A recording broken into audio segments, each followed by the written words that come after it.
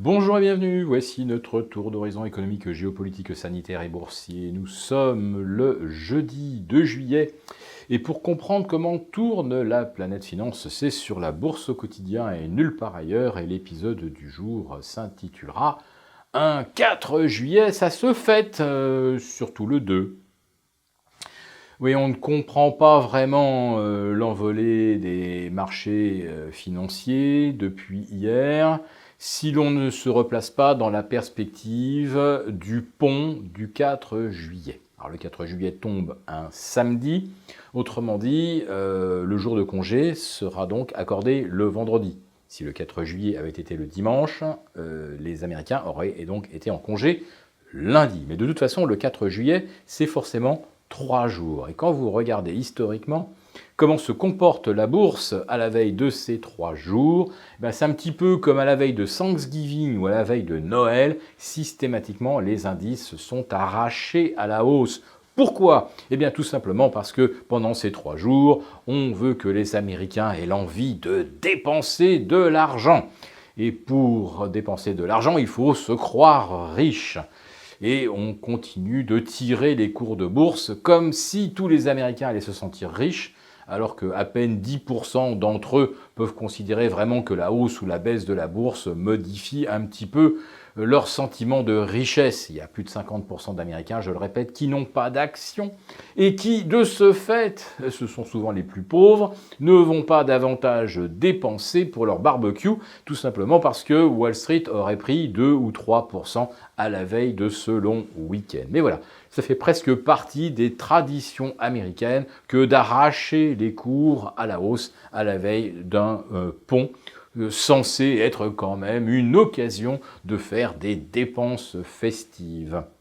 Alors en Europe ce matin, on n'attendait pas grand-chose. Au milieu de la nuit, les futurs sur le CAC 40 nous annonçaient 0,20 ou 0,30% de hausse. Et à la sortie, on se retrouve avec un CAC à 5000 et même au-delà des 5000 à l'issue d'une matinée qui ressemble à un funiculaire haussier. Fallait quand même pas être bien malin ni très savant pour repérer dès l'ouverture, qui se faisait d'ailleurs en gap à la hausse, pour repérer l'algo funiculaire qui devait nous emmener le CAC au-delà des 5000. Mais attention, ça, la résistance, elle n'a pas changé. Elle est toujours à 5020. En ce qui concerne les indices américains, eh bien, hier soir, le Nasdaq 100 ont battu de nouveaux records absolus. J'ai cru lire d'ailleurs que sur le Nasdaq 100, on avait passé la barre des 30% de hausse depuis le 1er avril, 30% de hausse en 3 mois. On n'est pas là, on n'est pas loin non plus là des records absolus de hausse pour le Nasdaq, y compris en incluant le dernier trimestre 1999 de la furia des dot-com.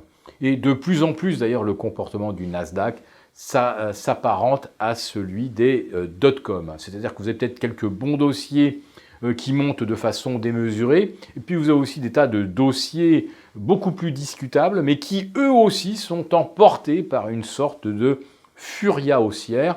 On pensera naturellement à Tesla, dont la capitalisation hier soir a doublé celle de Toyota. Alors je vous refais le pitch. Toyota, c'est 250 milliards de chiffre d'affaires, 17 milliards de dollars de bénéfices en 2019, je ne parle pas de 2020 naturellement, ça n'a plus rien à voir, et ces 17 milliards de bénéfices de Toyota, c'est pratiquement, c'est un peu plus même, de 50% du chiffre d'affaires de Tesla, oui.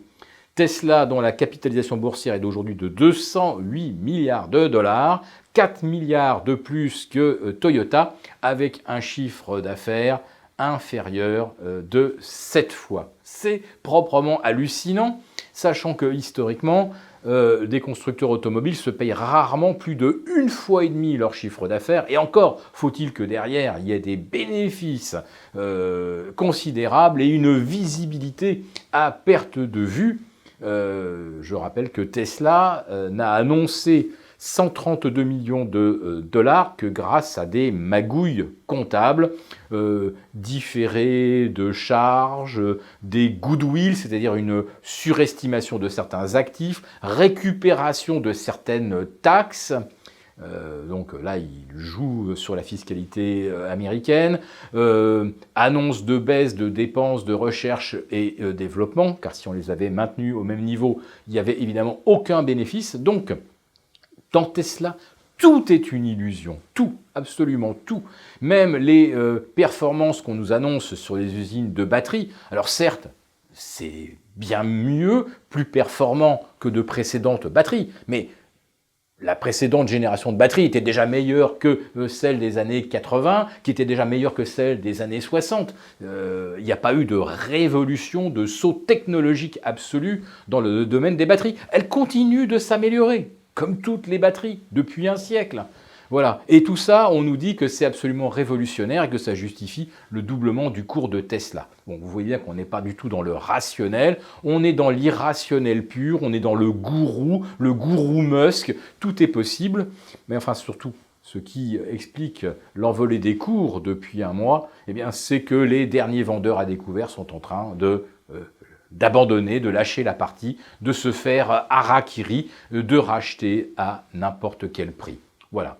Donc nous sommes dans ce genre de marché-là, et cette veille de pont nous confirme qu'effectivement, nous sommes dans la manipulation complète des indices, et une manipulation d'ailleurs qui va encore se renforcer si l'on en croit les minutes de la Fed, puisqu'elle nous annonce vouloir prendre le contrôle de la courbe des taux, autrement dit administrer totalement le marché obligataire, comme le fait d'ailleurs la Banque centrale du Japon.